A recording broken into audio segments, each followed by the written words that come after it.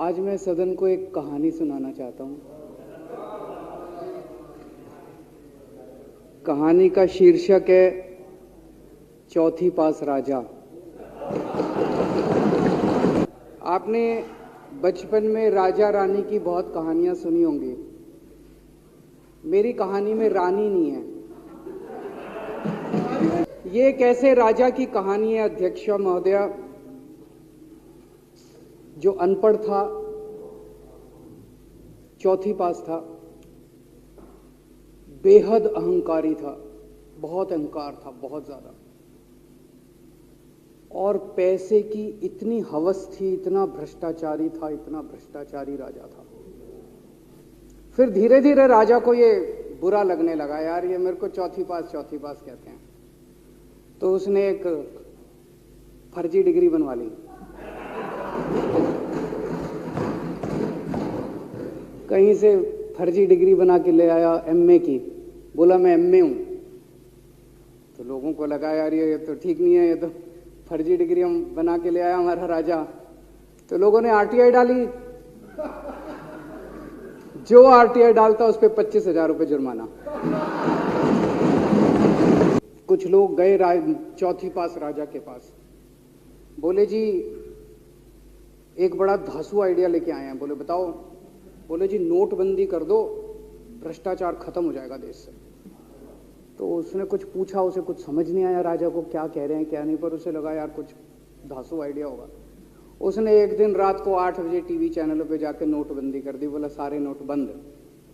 पूरे देश में हाहाकार मच गया, तड़प गए लोग, धंधे बंद हो गए, दुकानें बंद हो गई, लोग बेरोजगार हो गए, बुरा हाल हो गया पूरे देश। लंबी लंबी लाइनें लग गई पूरे देश के अंदर। लोगों ने जाके उसको कहा जी नोटबंदी कर दो, आतंकवाद खत्म हो जाएगा। ना आतंकवाद खत्म हुआ, ना भ्रष्टाचार खत्म हुआ, देश बर्बाद हो गया। वो महान देश जिसका वो राजा बना था, वो देश 10 साल 15 साल 20 साल पीछे चला गया उस नोटबंदी से, उस चौथी पास राजा की वजह से। अब राजा को एक दिन लगा यार मैं तो राजा बन गया, पता नहीं कितने दिन रहूंगा। तो उसकी गरीबी में जो जीवन उसने जिया था, उसे लगा यार पैसे तो कमाने चाहिए। पैसे कैसे कमाऊं? पैसे कमाऊंगा तो जनता में छवि खराब होगी। तो उसने अपने एक दोस्त को बुलाया और उस दोस्त को बोला कि ऐसा करते हैं कि मैं तो राजा हूं, सारे सरकारी ठेके तेरे को दिलाऊंगा, सारी कंपनियां तेरे को दिलाऊंगा, सरकारी पैसा तेरे को दिलाऊंगा, नाम तेरा पैसा मेरा। तेरे को पूरे उस पे 10% कमीशन तेरे को मिलेगा, सारा पैसा मेरा। दोस्त मान गया। दोस्त को क्या था, फ्री में पैसा मिल रहा था, दोस्त मान गया। उसके बाद दोनों ने मिलके जो देश को लूटा, जो देश को लूटा, जो देश को लूटा। सबसे पहले वो दोस्त आया, बोला सर सबसे पहले बैंकों को लूटते हैं। तो वो बोला वो कैसे यार, बैंकों को लूटेंगे तो ये तो ठीक नहीं है। बोला नहीं ऐसे करते हैं, आप किसी बैंक के चेयरमैन को बुलाओ, उसको बोलो कि वो मेरे को लोन देगा।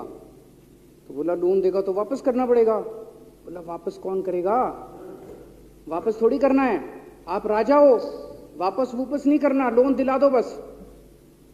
तो राजा ने एक बैंक के चेयरमैन को बुलाया, बोला इसको लोन दे। तो वो चेयरमैन की सिट्टी पिट्टी गुम हो गई, यार मैं तो मर जाऊंगा, फंस जाऊंगा, वो भाग गया। तो फिर उन्होंने ढूंढ ढांड के एक ऐसा चेयरमैन चुना जो कि सरासर भ्रष्टाचारी, जिसके ऊपर 10 फाइलें खुली हुई, जिसके ऊपर 10 केस चल रहे, उसको बुलाया। बोला देख तेरे को चेयरमैन बना रहे हैं, अब तू 10,000 करोड़ रुपए दे दे इसको, नहीं तो तेरे को जेल भेजेंगे। जेल जाना है कि पैसे दे रहा है? उसने कहा माई बाप मैं जो कहोगे जहां कहोगे साइन कर दूंगा। उसने 10,000 करोड़ रुपए का लोन उसके दोस्त को दे दिया। ऐसे करते करते 1,00,000 2,00,000 करोड़ रुपए इन्होंने बैंकों से लूट लिए। राजा ने, चौथी पास राजा ने और उसके दोस्त ने मिलकर 2-2.5 लाख करोड़ रुपए बैंकों से लूट लिए। अब बैंकों से पैसा लूटने के बाद उन्होंने देश को खरीदना चालू किया। सबसे पहले उन्होंने देश के एयरपोर्ट खरीदे। पहले 6 एयरपोर्ट खरीदे, फिर उन्होंने बिजली कंपनियां खरीदी, फिर उन्होंने बिजली के दाम बढ़ा दिए पूरे देश के अंदर, फिर उन्होंने सी पोर्ट खरीदने चालू कर दिए, फिर उन्होंने कोयले खदानें ले ली, फिर इन्होंने पुलिस को भेज भेज के जो लोगों की कंपनियां थी, प्राइवेट लोगों की कंपनियां, या बंदूक रख रख के उनकी कंपनियां छीन ली राजा ने और उसके दोस्त ने। हाहाकार मच गया पूरे देश के अंदर। इतनी महंगाई हो गई, इतनी महंगाई हो गई पूरे देश में। पहले गैस 400 रुपए सिलेंडर होती थी, चौथी पास राजा के आने के बाद 1100 रुपए सिलेंडर हो गई। पहले पेट्रोल 71 रुपए होता था, 97 रुपए हो गया। पहले डीजल 57 रुपए होता था, 90 रुपए लीटर हो गया। जब पेट्रोल के दाम बढ़ गए, डीजल के दाम बढ़ गए, तो सारी चीजों के दाम बढ़ गए देश के अंदर। हाहाकार मच गया। सब चीजों पे इसने और इसके दोस्त ने कब्जा। दूध पहले 46 रुपए होता था, 66 रुपए लीटर हो गया। बच्चों को माएं दूध पिलाने लायक नहीं बची, घरों के अंदर छोटे छोटे बच्चों के दूध छीन लिए इसने राजा ने। सरसों का तेल 90 रुपए लीटर होता था, 214 रुपए हो गया। बताओ, धीरे धीरे पूरे देश में हाहाकार मच गया। लोग अब राजा के खिलाफ आवाज उठाने लगे, लोग उसके खिलाफ बोलने लगे। तो राजा ने कह दिया, जो मेरे खिलाफ बोलेगा पकड़ के जेल में डालो। एक के बाद एक राजा ने लोगों को पकड़ पकड़ के जेल में डालना शुरू कर दिया। किसी ने राजा का कार्टून बना लिया, उसको भी जेल में डाल दिया। किसी ने राजा का नाम गलत ले दिया, उसको भी जेल में डाल दिया। किसी टीवी चैनल वाले ने राजा के खिलाफ लिख दिया, उसको भी पकड़ के जेल में डाल दिया। किसी जज ने राजा के खिलाफ कोई ऑर्डर कर दिया, उसको भी पकड़ के जेल में डाल दिया। ना जजों को छोड़ा, ना पत्रकारों को छोड़ा, ना मीडिया को छोड़ा, ना व्यापारियों को छोड़ा, ना उद्योगपतियों को, किसी को नहीं छोड़ा। राजा ने पकड़ पकड़ के उसने चौथी पास राजा ने सबको जेल में डालना चालू कर दिया। एक महान देश कहां से कहां पहुंच गया। उसी देश के अंदर एक छोटा सा राज्य था, उस राज्य का एक मुख्यमंत्री था।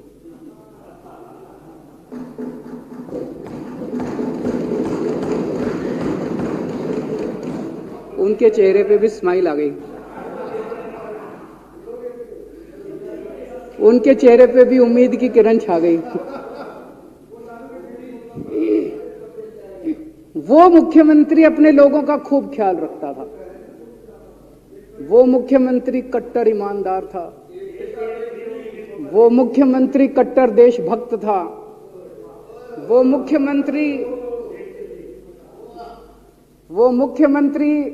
पढ़ा लिखा था।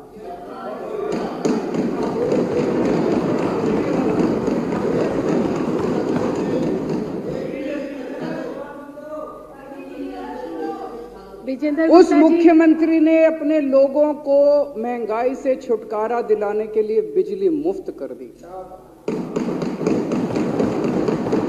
भाई साहब, उसके बाद तो चौथी पास राजा पागल हो गया। उसने बुला के जो हड़काया उस मुख्यमंत्री को कि तेरी हिम्मत कैसे हुई। उसे लगा राजा ने तो सारी बिजली कंपनियों पे कब्जा कर रखा था। उसे लगा अगर ये बिजली मुफ्त करने लग गया तो बाकी देश में तो मेरा बेड़ा गर्क, मेरी बिजली कंपनियां लुट जाएंगी, ऐसे कैसे चलेगा। उसने उसको कहा, खबरदार, तूने बिजली मुफ्त के। मुख्यमंत्री नहीं माना। धीरे धीरे उस मुख्यमंत्री ने अपने गरीबों के स्कूल ठीक करने चालू कर दिए। तो राजा ने उसको बुला के और हड़काया। राजा बोला, ये क्या कर रहा है तू, स्कूलों के में बच्चों को पढ़ाता है, तू स्कूल खोल रहा है, ये बंद कर, ये सब, ये नहीं चलेगा इस देश के। वो नहीं माना मुख्यमंत्री। फिर उसने मुख्यमंत्री ने सबके इलाज मुफ्त कर दिया, सबके लिए शानदार मोहल्ला क्लिनिक खोल दिए, इलाज मुफ्त कर दिया। राजा तो बिल्कुल ही पागल हो गया। धीरे धीरे जनता को पता चला कि राजा कैसा है। एक दिन लोगों ने उस राजा को उखाड़ के फेंक दिया।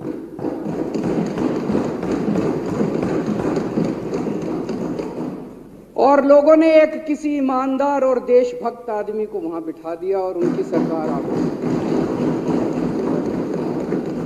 और उसके बाद देश से महंगाई खत्म हुई और देश रात दूनी चौगुनी तरक्की करने लगा। तो जैसे हम बचपन में सुना करते थे, moral of the story, Hindi में क्या कहते, मॉरल ऑफ द स्टोरी का मतलब भाई इस कहानी में